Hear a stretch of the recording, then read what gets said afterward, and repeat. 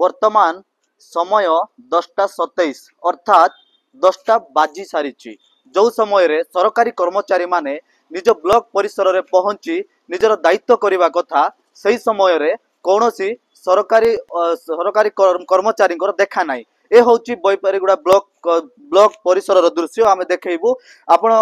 देखु कौ भली भाव में एटारे सरकारी कर्मचारी मैंने आसुचंती एवं केमिति ठीक समय अनुजाई आसी काम करुचंती देखंतु आम देखू यार चित्र वर्तमान समय 10:30 है जो भली भाव में ऑफिसर आसिक बसी काम करने कथा ए हूँ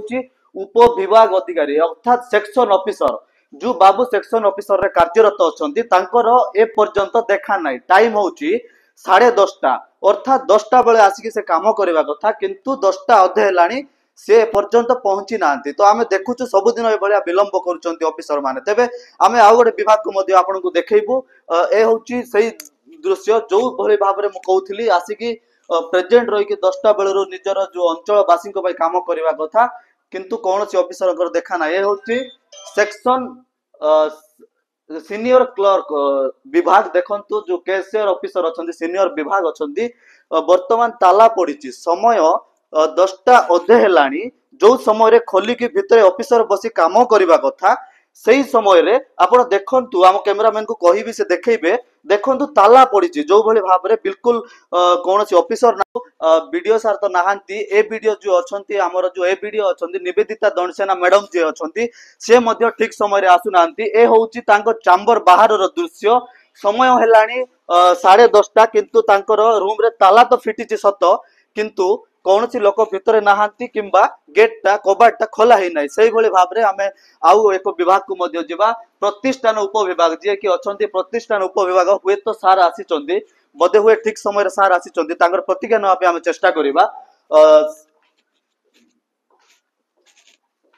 सर आपण केते 10टा पूर्व आसले सर आमे अनेक विभाग देखुछु सब विभाग रे कौन सी सार नहांती कोन कहबे सब दिन विलंब करचंती ना आज लेट होछ ना किछि कहि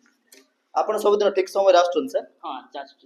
अच्छा आपण परिचय दी देबा मो परिचय होची मो finance officer block finance officer अच्छा आपण ठीक समय आछंती हां मो जे आछुटा अच्छा आपण ठीक समय आछंती किंतु अन्य विभाग रो ऑफिसर मान आसुना ते कथा कोन आपण उपरस्थ अधिकारी को जणैबे नै से कथा मो कोन कहि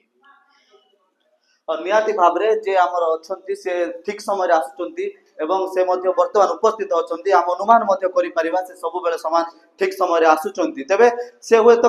कहि पारु नाहंती जेहेतु अन्य मान थिलो एसपी रे मध्य देखंतु जो भली भाव रे ताला पड़ी 10:30 समय हेलानी कि ताला पडुची आ आपण देखुचंती जो सीनियर क्लर्क ता 10टा अधे हेलारु एबे वर्तमान ताला फिटिला एवं ऑफिसर आसिले तो आपण अनुमान करंतु एठार जो ऑफिसर मान अछंती केमिति तांकर टाइम पंक्चुअलिटी व्यवहार करूचंती एवं ठीक समय आसुचंती वर्तमान 10:30 हेलारु ताला फिटुची एवं ऑफिसर आसी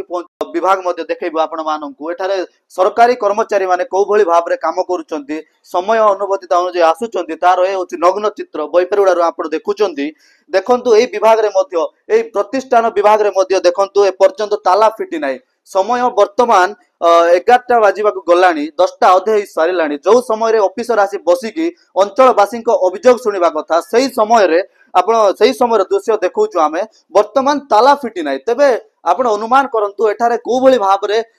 अधिकारी माने आसुचंती बा ब्लॉक परिसर कर्मचारी माने आसुचंती एवं निजर काम करूचंती ताको आपण अनुमान करंतु देखंतु जो भली भाव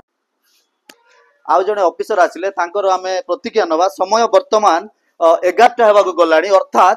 10:40 सरलानी वर्तमान आछन सर आज कोन सर विलंब कोन कहबे सर को बैंक रे काम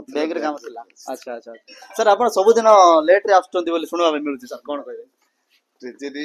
जे जयपुर रोची ट्रेजरी सेठी टिके काम थाउची अच्छा बैंक रे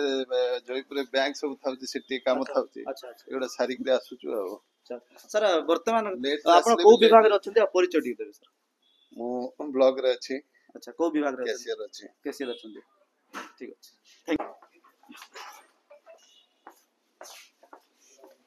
पारुथिले जे कैशियर अछंती से वर्तमान बैंक काम अछि बोली होय तो कथाटा बुलेई दउछंती किंतु सब दिन हमें देखुछु से 10टा अधे 10टा पर गोटा ब्लॉक कार्य माने बयपड़ा ब्लॉक परिसर रो तमाम दृश्य देखिले को भली भाव रे ऑफिसर माने विलंब रे आसुचंती 10:30 11टा रे पहुंचुचंती तबे एई दृश्य जदी कोरापुट जिलापाल देखुथिबे तबे नियाति भाव रे आमे आशा करिबु जे ए जो विलंब रे आसुथिबा कर्मचारी प्रति निश्चित भाव में कार्यानुष्ठान ग्रहण करेंगे। तेज आगामी दिन में देखा बाकी रहा